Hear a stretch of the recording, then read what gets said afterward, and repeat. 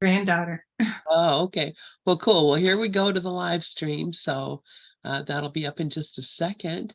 And then we'll happily just say, Lori Coburn, so grateful to have you here. This mic is all yours. Okay. Thanks, Lynn.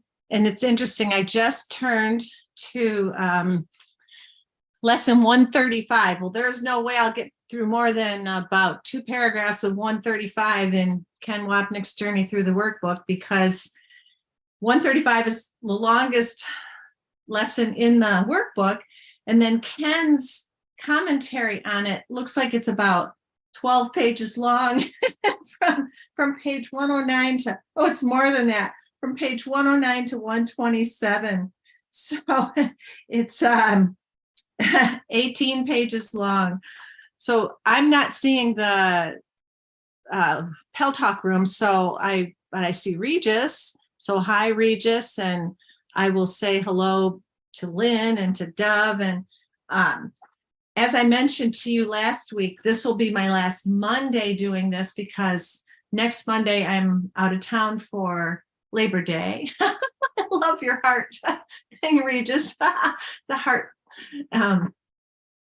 And then I'll be babysitting my grandchildren on Mondays. So I had looked at other time slots other than just sharing with Sharon and Dove on Thursday morning. Thanks for putting up the room.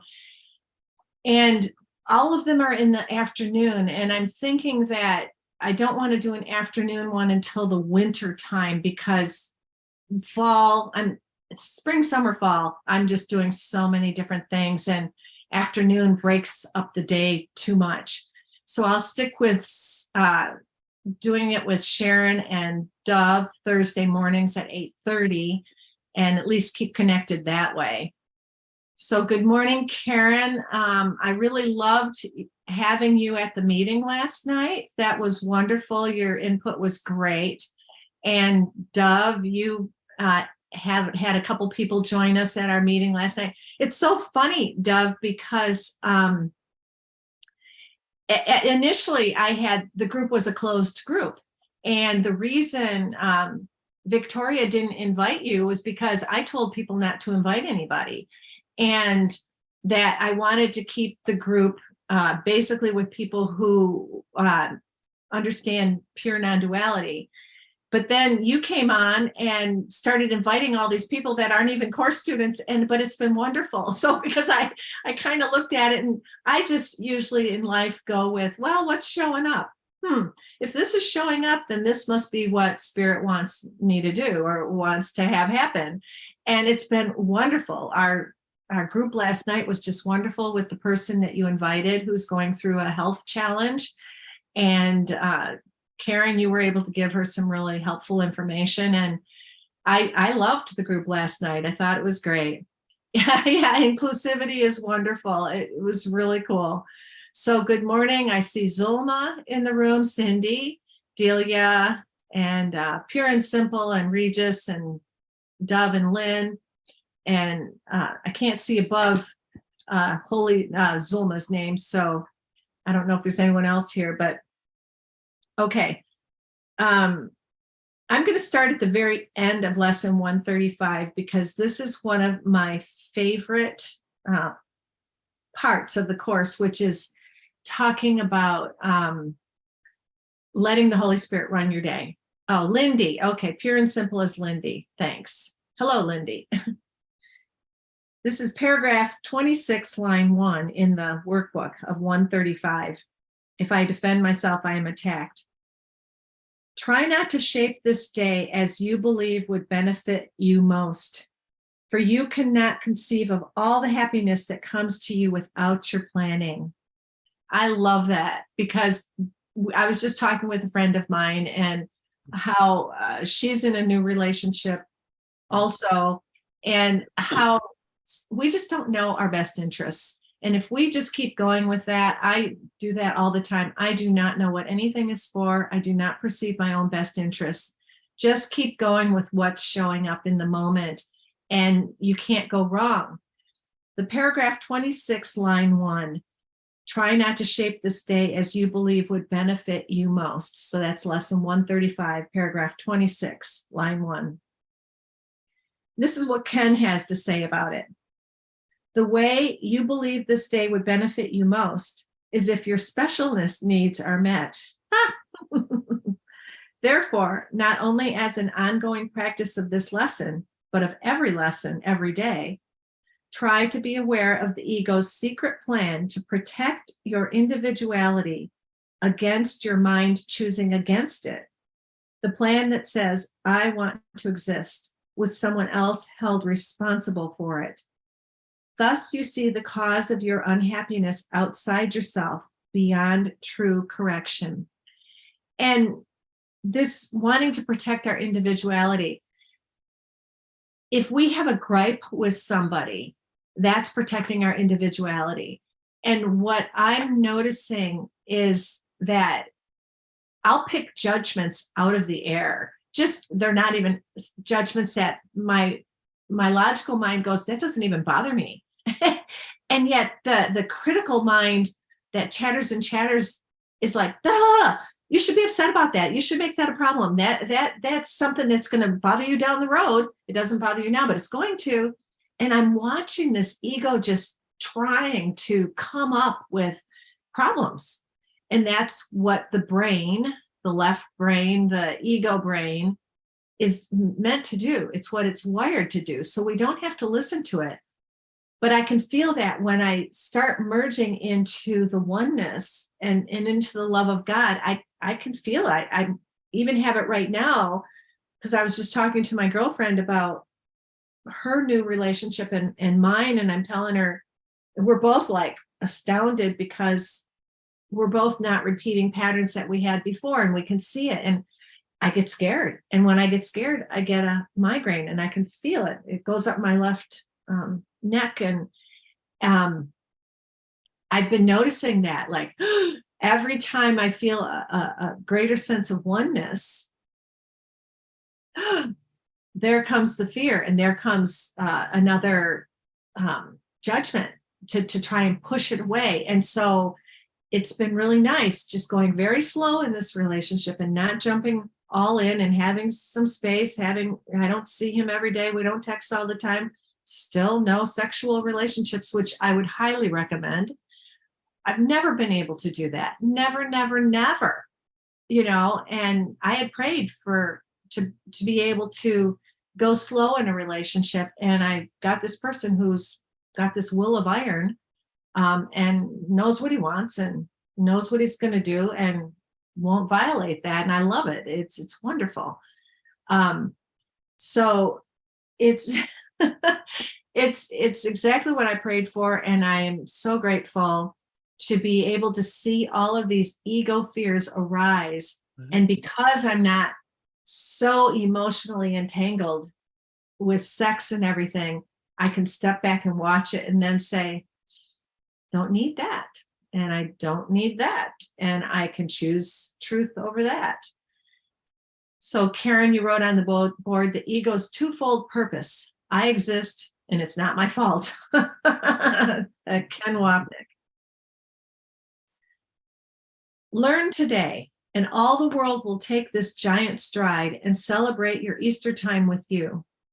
Throughout the day, as foolish little things appear to raise defensiveness in you and tempt you to engage in weaving plans, remind yourself this is a special day for learning. Jesus closes this lesson, as he usually does, by asking you to practice throughout the day. Whenever tempted by fear of losing your special identity, realize the problem and watch how you defend against your potential loss by weaving little plans of protection. And that's something that I'm noticing, fear of losing your special identity. I project and say, I'm afraid of losing this person. Once I fall in love, it's like, oh crap, now I'm in love again, and I'm going to lose this person, because you lose everyone you love here. And then I pull back and say, no, one, bodies aren't real. You can't lose anyone. This person is a projection in my mind. And I come back and I actually tell him this. I say, I go to lesson 1. The body I see in you doesn't mean anything. The personality, the person I think you are, means nothing. All my thoughts, feelings, and body sensations about what I think is you don't mean anything. And that actually recenters and regroups me so that I am then more present to the Christ in him, because I have this vow of I'm only going to see the Christ in you, and I'm only going to be the Christ with you. I want a holy relationship. And in the holy relationship, there are no bodies. And that's what's been showing up. This holy relationship has been showing up. It's really neat. So, but where it says this fear of losing your special identity, fear of losing that person's special identity, which is related to, well, I'm a person also with a special identity with this other special person. That's not love. That's hate. That's the ego special relationship, and I don't want it. What I do want, instead of saying what I don't want, what I do want is a holy relationship. And I want holy relationships with everyone. And that is what's showing up. So as I, watch this is watch how you defend against your potential loss by weaving little plans of protection. The ego in me weaves this little plan of protection by picking out something and saying, well, you know what? I don't think the relationship can work because of that. And I'm over here in my spirit and in my center going, that doesn't even bother me. It's really funny. And it's just bizarre to watch the ego working and to say, when I breathe deep and when I center myself, is that a problem? It's not. It's not a problem. But the ego wants to jump up and say it is. And so I'm grateful. I am so, so grateful for the perspective and the distance and being able to witness and knowing that the Holy Spirit is in charge and that everything that happens is happening for healing and for awakening. Oh, good morning, Sharon. I really enjoyed our sharing last Thursday morning. And so I'm looking forward to that. Okay. I'm looking forward to that this Thursday morning again. I'm on lesson 135 and I'm at the end with Ken's commentary. You strive to convince yourself and others this special gift is important, mobilizing allies to ensure your special status. Once again, Jesus's focus is not the everyday behavioral planning necessary for survival, but the content of such planning, striving to preserve your individuality by curbing anxiety, not removing it. And there is something like curbing the anxiety, not removing it. And that's something I've been saying about psychology and normal psychotherapy. I've been saying this now for years and years, that psychology is very helpful in managing symptoms, but most psychology stays within the ego framework. And unless you get to the place where you recognize that problems are never solved except through forgiveness and acceptance of your true identity, acceptance of atonement, you won't get better. You will spin round and round and round in psychotherapy. You will find one problem after another. And before I really understood lesson 96, salvation comes from my one self, which talks about that you will just keep popping up with new problems. And I had this epiphany of, oh my gosh, that's why I could be in therapy for so many years and still feel like I'm still working on myself. And not that we don't work on ourselves the rest of our lives. In one sense, we do, because as long as we're in a body, we will have temptations of the ego, etc. But you get to this place where they just go away easily, and you don't have to struggle or strive. And that's where I'm at with this relationship. It's like, no, not doing the drama, not doing the struggling and striving. I'm not, I am into easy, like Regis says. I believe in easy. I love Regis's I believe in easy. And that way it's like, yeah, that's what I choose. That's what I choose love. I choose easy. I choose peace. I choose listening within and getting centered. And it feels very different than how it was in the past. So he's saying, don't worry about it's not about the daily stuff so much as the content, making it easy and not preserving your individual identity, because the individual identity is always going to make it hard. It's always going to make the drama. But I also apply this lesson 135 to daily stuff, even though Ken says it's not about daily stuff. And I don't have to do that much anymore because it just is natural. The miracle mindedness and the forgiveness are habits for me. So rather than making the lists that I used to make, I used to have a checklist of 20 things every day. And then I'd be frantically checking them off. And even on my days off, I would notice I'm just as busy as when I'm at work. What is this about? And decided that's not what I wanted to do. So I would just go within and say, what would you have me do? Where would you have me go? And in this moment, what should I be doing? And I don't need the lists anymore. So finishing out this lesson says, this is my Easter time, and I would keep it holy. I will not defend myself because the Son of God needs no defense against the truth of his reality. Ken says, choosing Jesus as our teacher allows us to grow in his love, that we grow to remember our reality. What enables us to climb the ladder home is realizing we are one.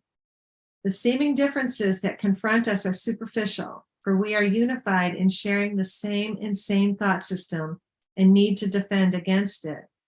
Some people whom we like defend in nice ways. Others whom we judge against defend in not so nice ways. In the end, however, we all do the same thing. Remember, special love and special hate look different, but they share the one purpose of preserving our guilt at someone else's expense.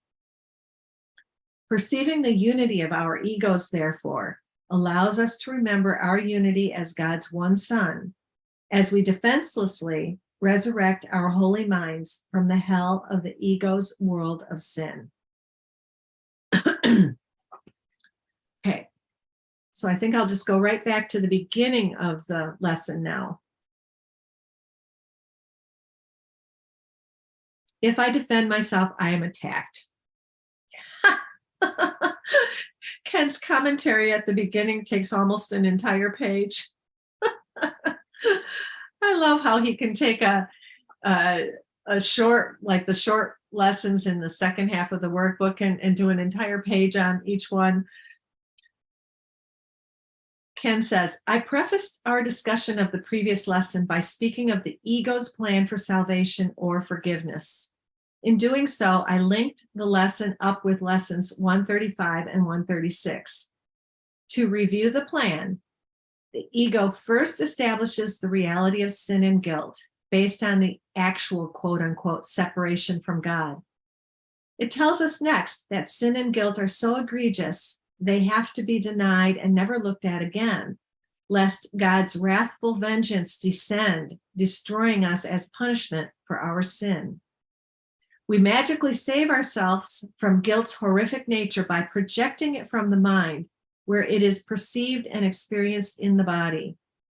In lesson 134, the ego's plan, forgiveness to destroy, deals with its need to project the mind's guilt onto someone else's body, a guilt for which we then presume to forgive. In lesson 136, the plan calls for the ego to project guilt onto our own body, making us sick. In the current lesson, the focus is on the ego's plan of dealing with the multitudinous variety of problems that arise from guilt's projection, each of which demands plans or defenses. The two words are used synonymously here. To protect us from dangers perceived outside us, having us believe the problem is not within our minds but in the world of bodies, the ego calls for a plan, that is defenses, to solve the problem. This strategy is lesson 135's focus. By the way, this lesson is the longest in the workbook, well over 4 pages, and an extremely important one as well. The theme of this lesson, if I defend myself, I am attacked, is reminiscent of the line from the two pictures. All defenses do what they would defend. The purpose of defenses is to protect us from fear, yet building a defense reinforces our sense of vulnerability that, along with the perception of danger, justifies our need for defense. And you can see that when you get afraid of something and then you get more afraid and then more afraid and more afraid, it just builds. It's like a snowball going down a hill. And so it does what it would defend against. So obsessions, we all have obsessional thinking. Everyone does. And we think over and over and over, and we analyze over and over and over, trying to protect ourselves from the threat. And then we are even more threatened. So if we would just breathe and go within and ask, is this a threat, or is this something I need to defend against? And the Course would probably say you don't have to defend against anything. In my defenselessness, my safety lies. And if I defend myself, I am attacked. But we will be given guidance. If it is truly a threat in the physical form, we'll be guided to move away from it, but we don't have to attack it. And we can stay centered and present as the Christ. The Christ needs no defense. That's why Jesus stood mute at the cross. He didn't have to answer those questions. Why? He doesn't have anything to defend.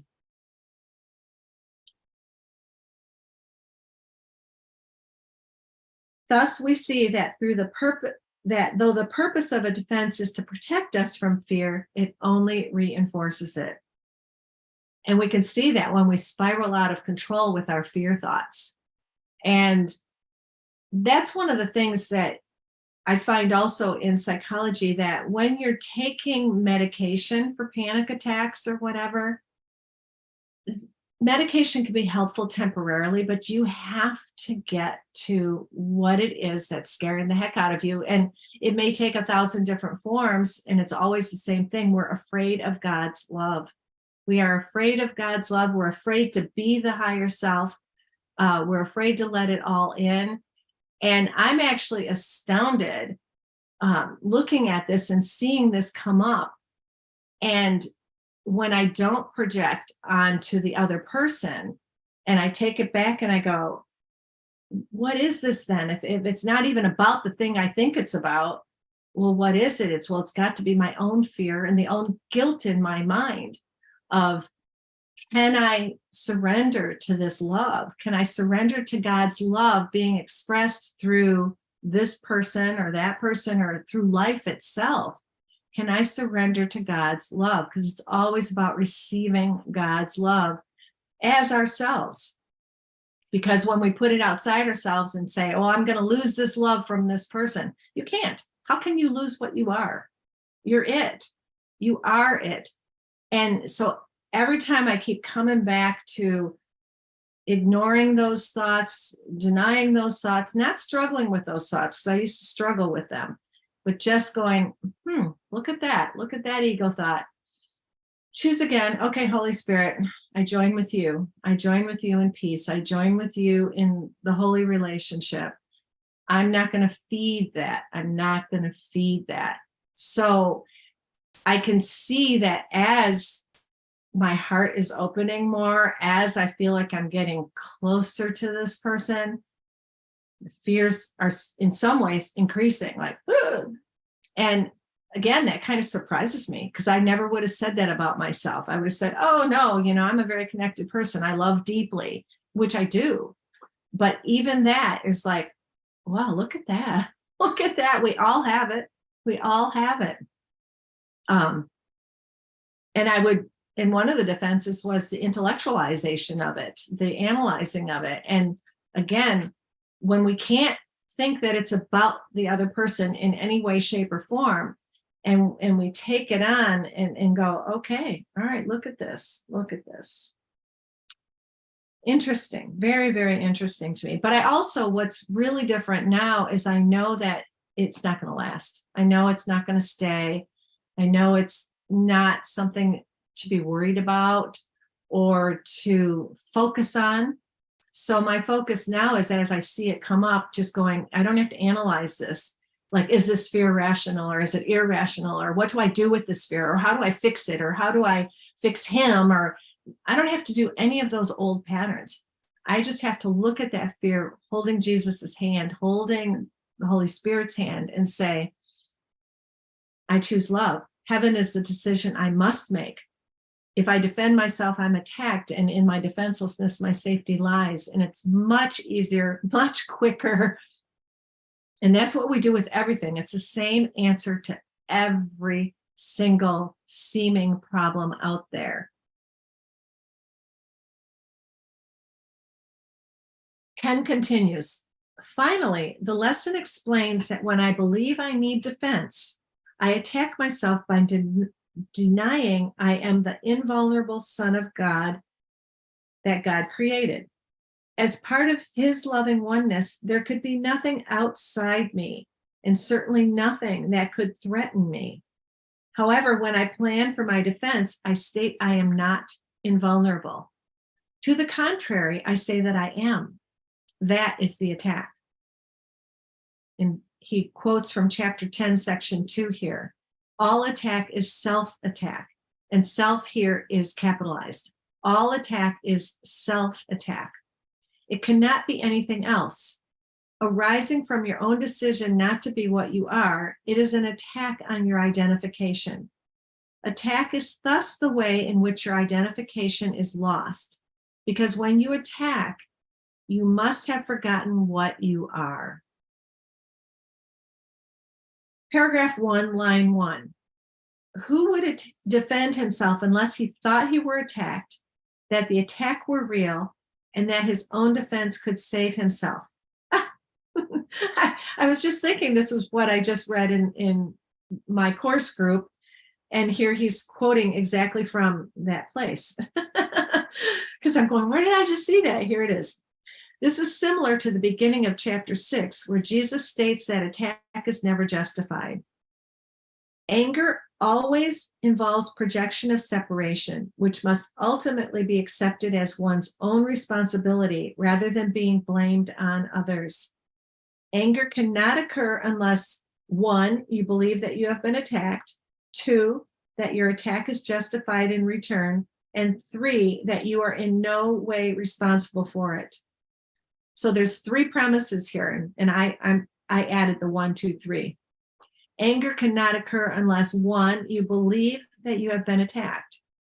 So if we don't believe in attack, and I don't believe in attack anymore, because I know that everything that happens, even something that looks like an attack on me, I know I've asked for it. I know that it's for my higher good. Everything.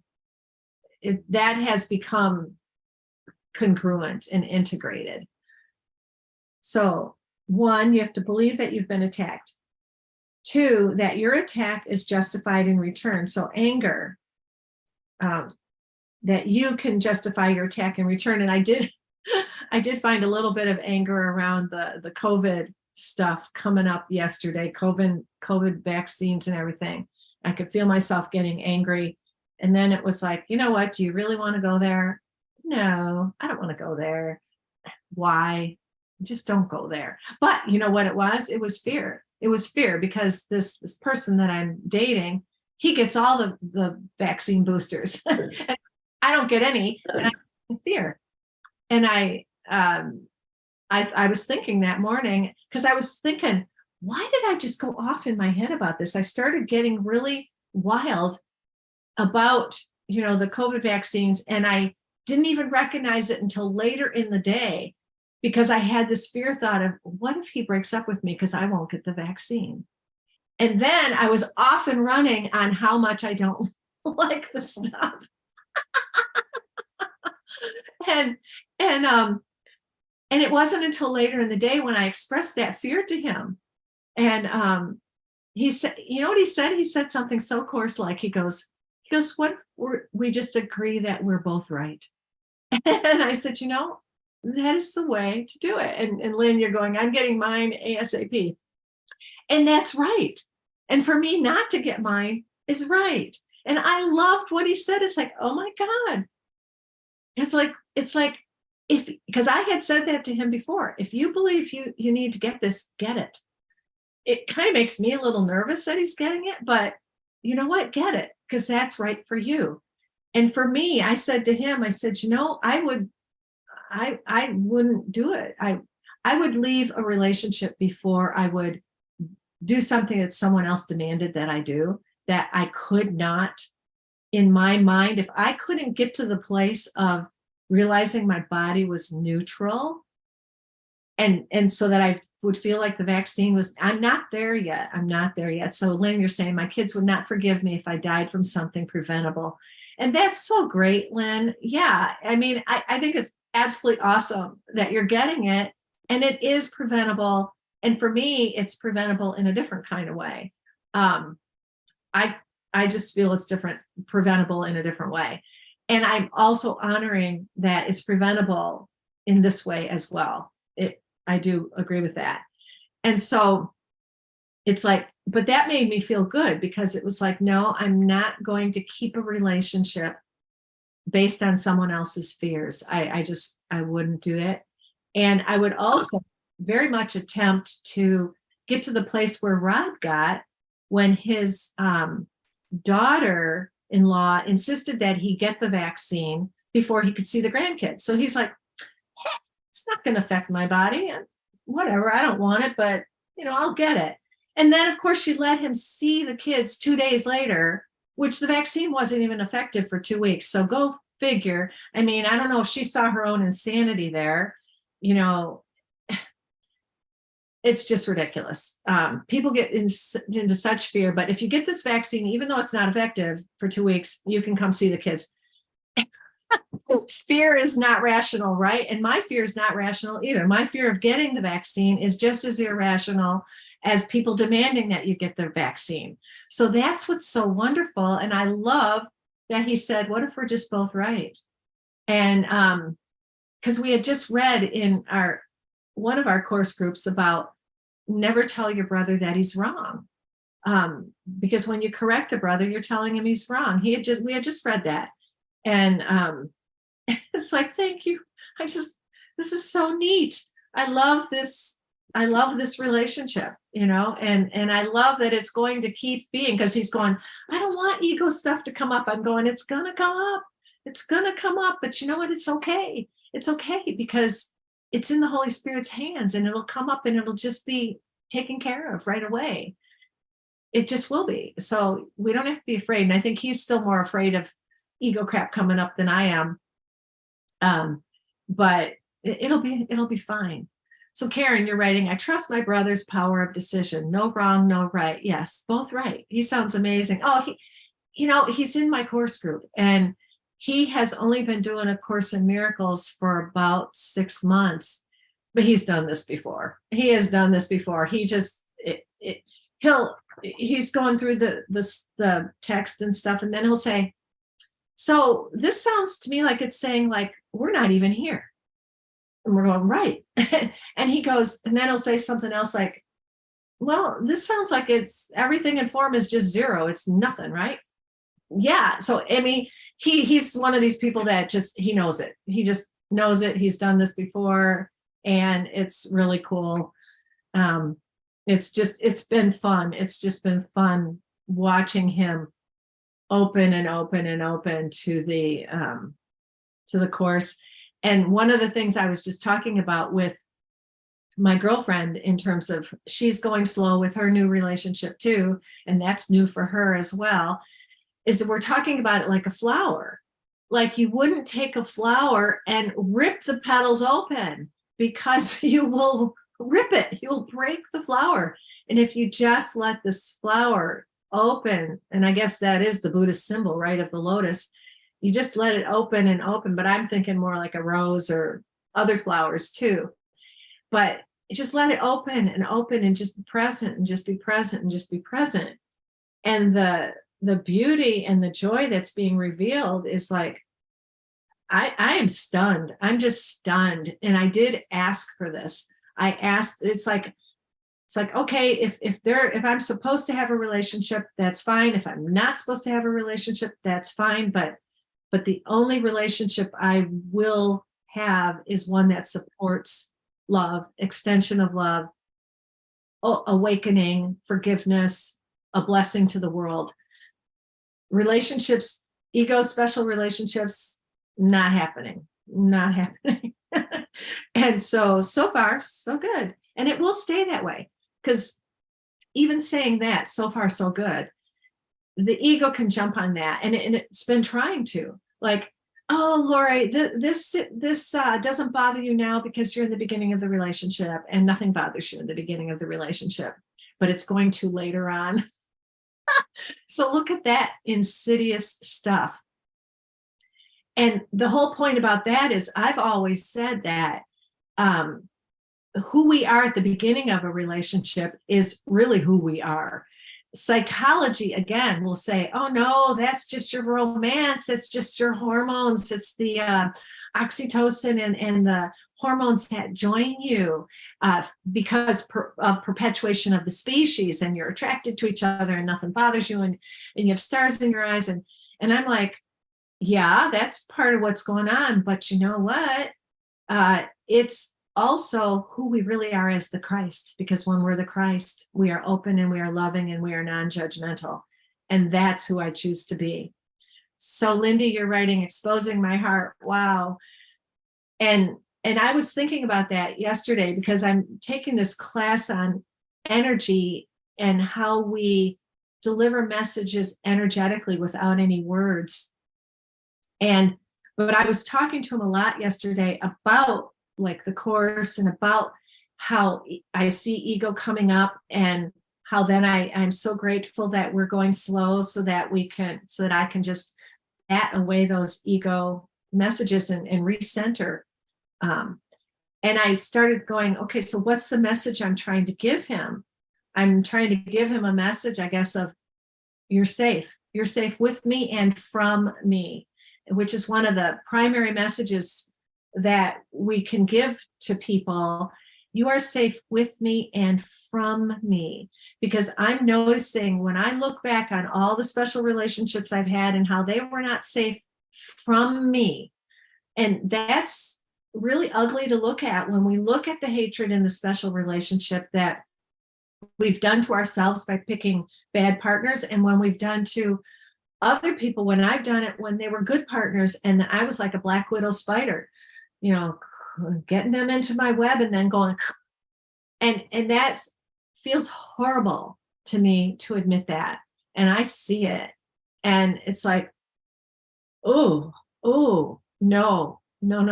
So there was a period a couple years ago where I was like, I don't even want to get into a relationship anymore. And as soon as I would start having feelings for someone, I'd go, I don't want to expose them to my crap.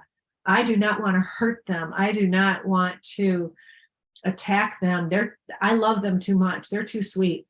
They're too wonderful for me to get in there and be that vixen or that black widow spider who's going to bite their head off once they get in there. And trust me, I'm gonna. And I did that in a couple relationships, and then I would do it like subtly, and I think this is something that women, that I've never really seen before until recently, that we women do when we nitpick at our spouses. And I've done it with every relationship. Well, why don't you do it this way? Or why can't you be like this? And we do that. And men will say, it's like, all of a sudden I get into a relationship and I become my wife's project. And it's a common thing.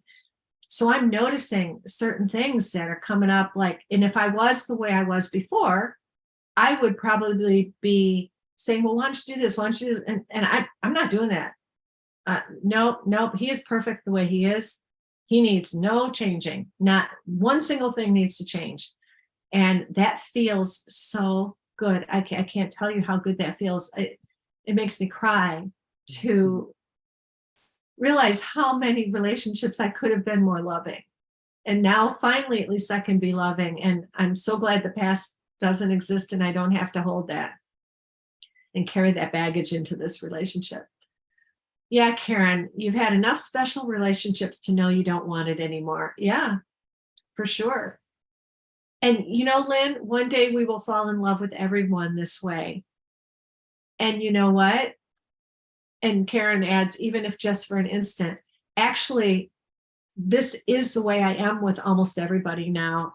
And I've said this before on this thing, and it makes me cry with gratitude, because when I was in that one super special relationship, the one that was my biggest forgiveness issue in this whole life, the one that lasted 26 years, where I was addicted to the guy. I addicted in my head. I wasn't addicted behaviorally. But I could also fool myself by saying, well, I'm not codependent. I don't call him and I don't do these things. I'm not a fatal attraction. And it's just all in my head. But I was addicted in my head. Couldn't get over him because he was my substitute for God in my mind.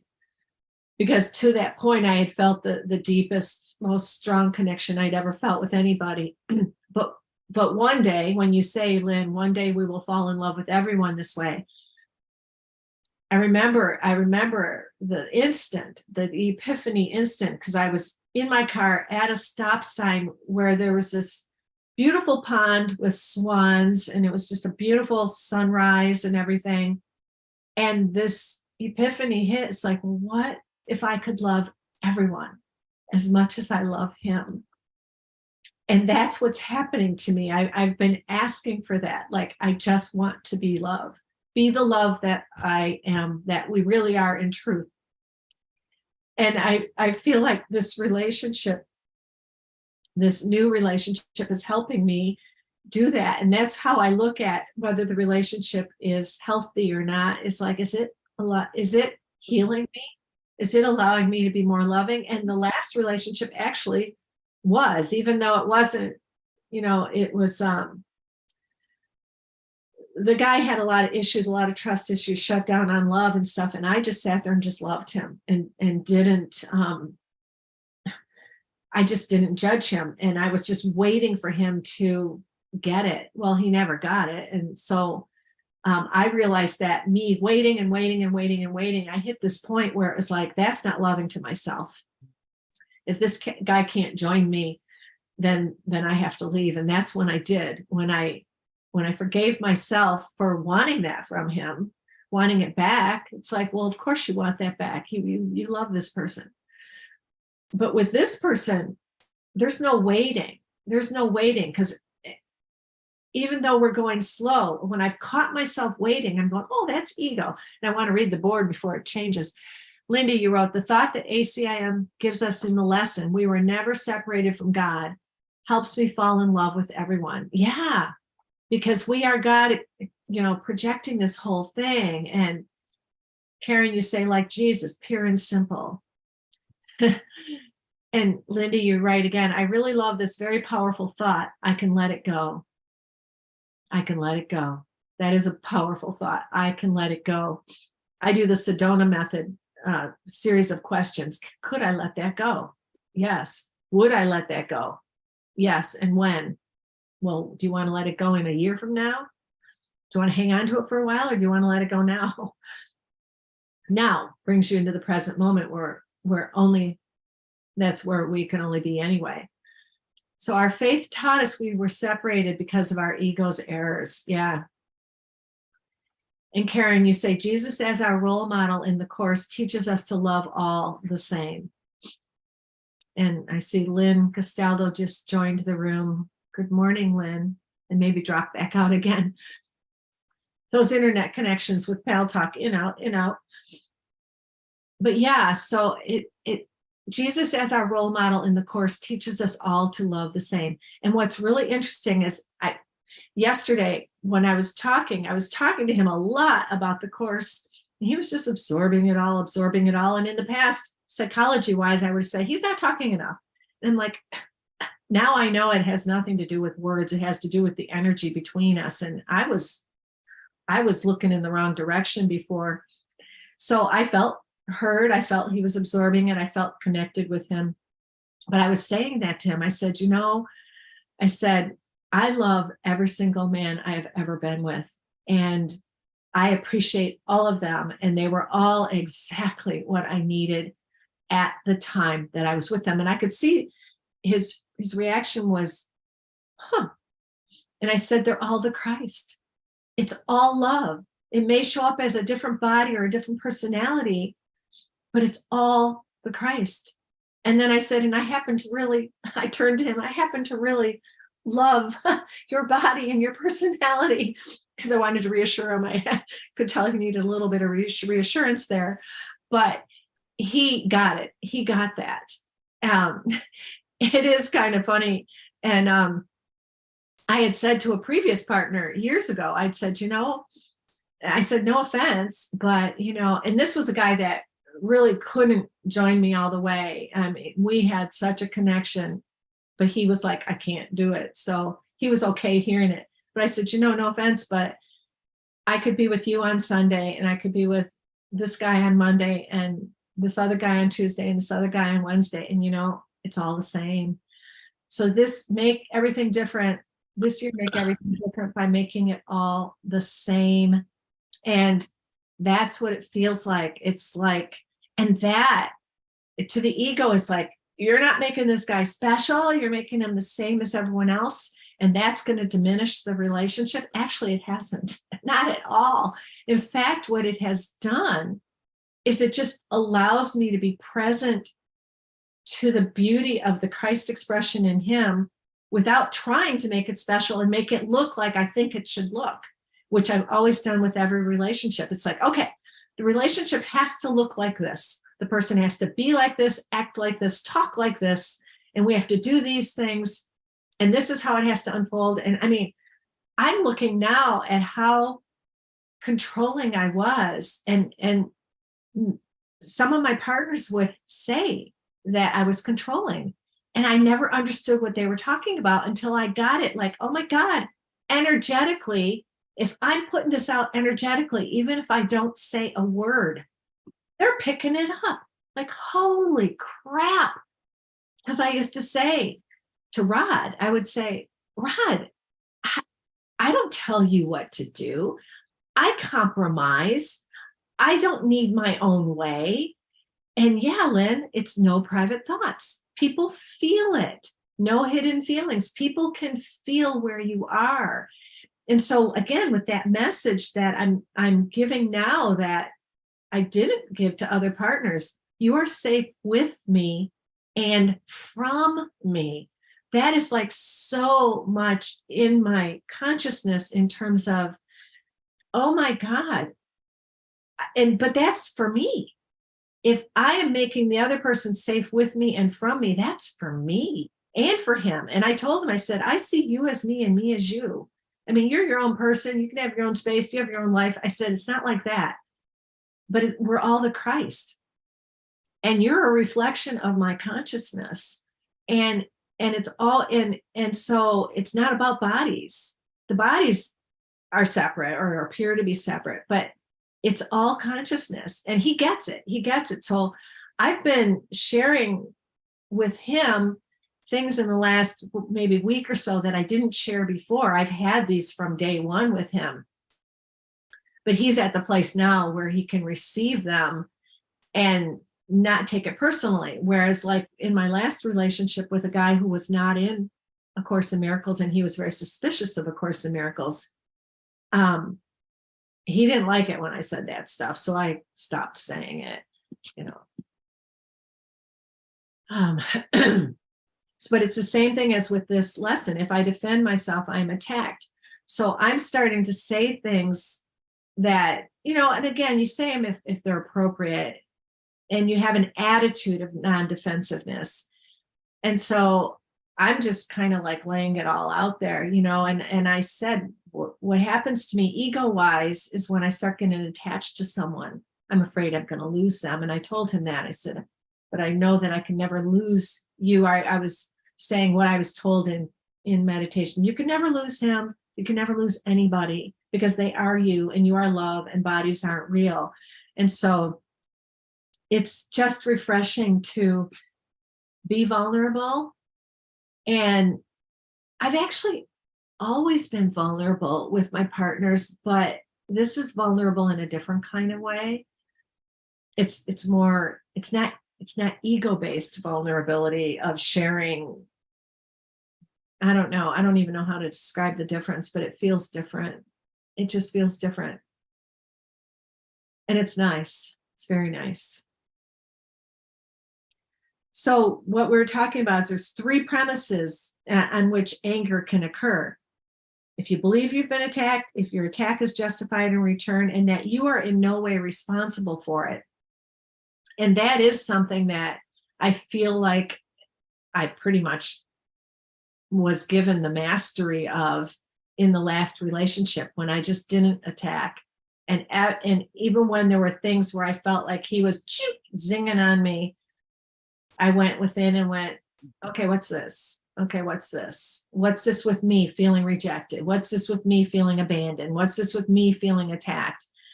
And then, again, it's not to stay codependent and stay in a bad relationship where attacks and crap is going on. So when I got strong and I didn't react anymore, it's like, that's when I left, because it's like, and I can leave you in love. I can leave you in total love because you're not hearing me, but I don't love you any less. It's just, don't belong here. So the three premises that counteract the attack or the belief in attack is: one, you cannot be attacked. So holding the knowledge that you cannot be attacked. Two, attack has no justification. And three, you are responsible for what you believe. So again, getting back to you are responsible for what you believe. We're not responsible for what happens in form. You get cancer, you get, you have these certain job situations, say you don't make very much money, or you have these, that's not where we're responsible. What we are responsible for is how we see, how we believe. And then, of course, we are responsible in terms of how we respond to it.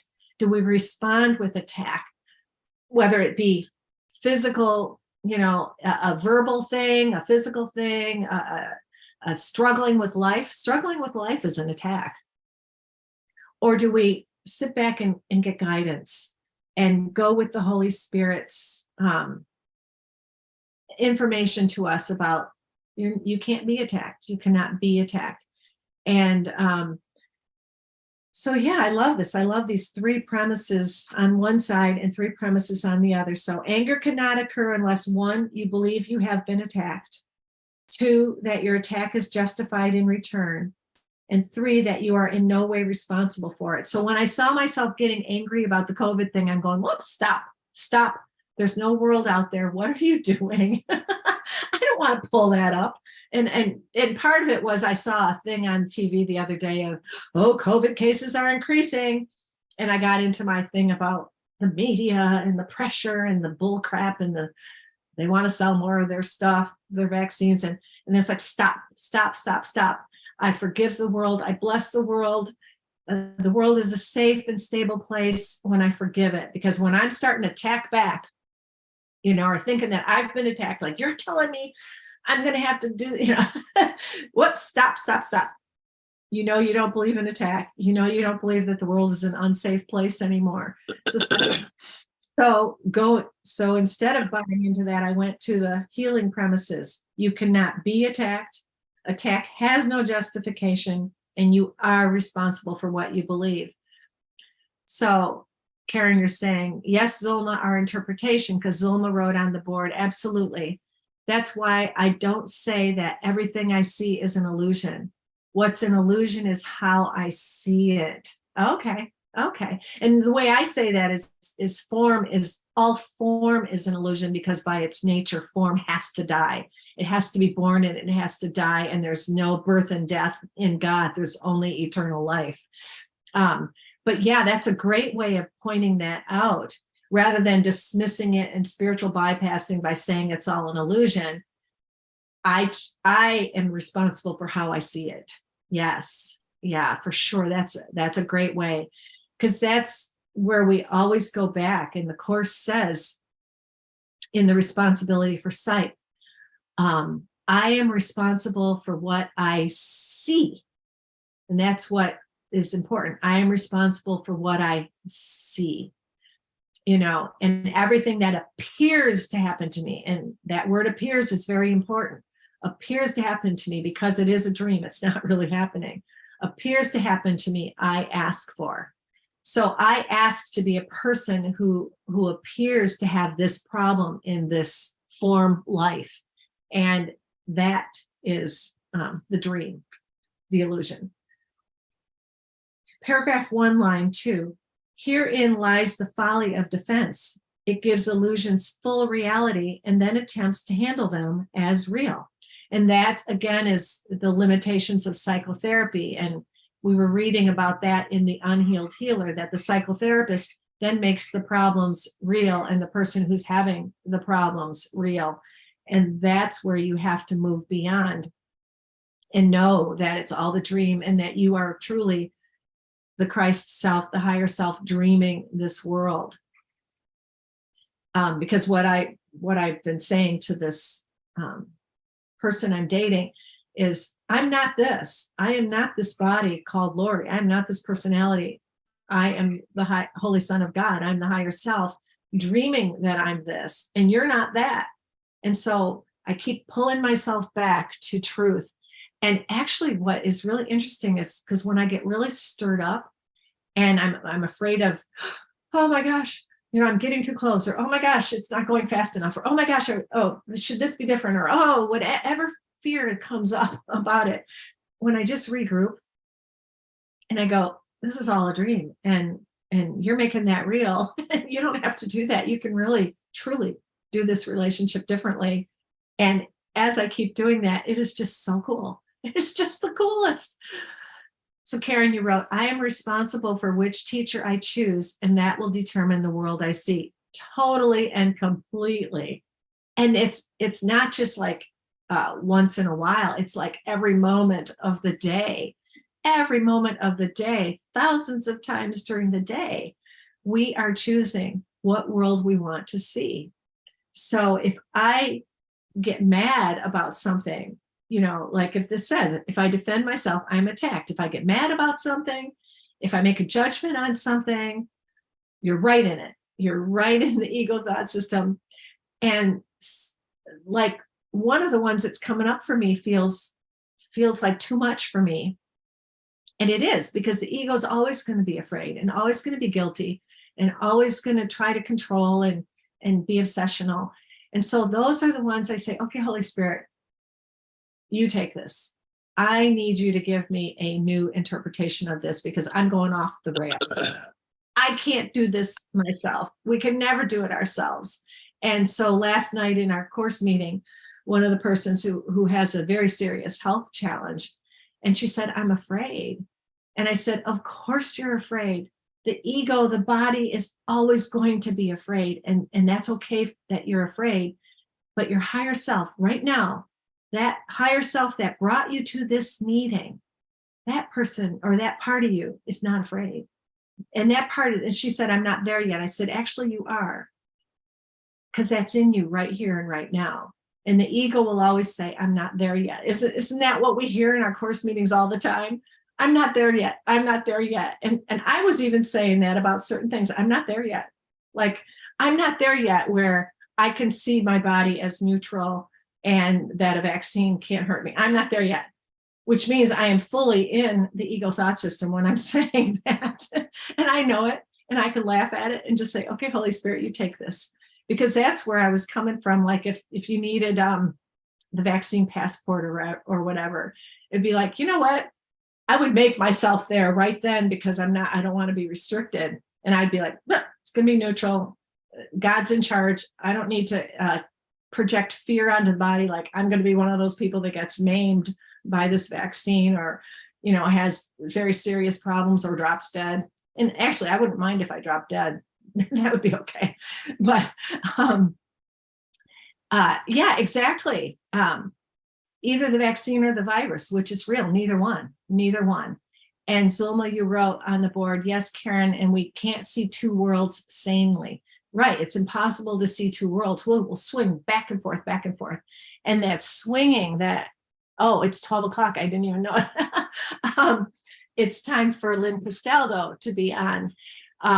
but none of it's real. And that's the joy of this. And to me, Lynn, the joy, I cannot even tell you how much I love and appreciate you, and how your presence in terms of being like so pro-vaccine and me so not vaccine has helped me so much.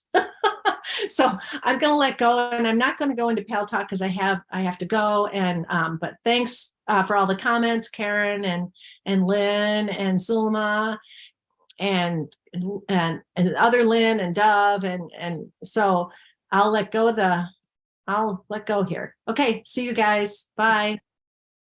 All right.